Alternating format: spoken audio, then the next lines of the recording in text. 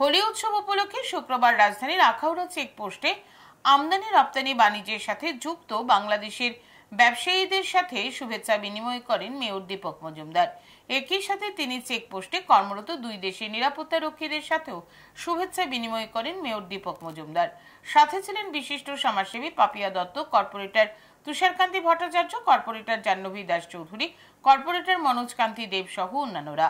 এক সাক্ষাৎকারে মেয়র দীপক মজুমদার জানান, হোলি উৎসব উপলক্ষে আখাউড়া চেকপোস্টে আমদানি রপ্তানির বাণিজ্যের সাথে যুক্ত বাংলাদেশের ব্যবসায়ী ও চেকপোস্টে কর্মরত দুই দেশের নিরাপত্তা রক্ষীদের সাথে শুভেচ্ছা বিনিময় করেছেন। পাশাপাশি তিনি হোলি উৎসব উপলক্ষে সকলকে শুভেচ্ছা জানান। দোলযাত্রা, দোল পূর্ণিমা, শুভ দোল উপলক্ষে এবং রমজান মাসকে এবং আগাম ঈদ উপলক্ষে আমরা আজ শুভেচ্ছা বিনিময় করেছি।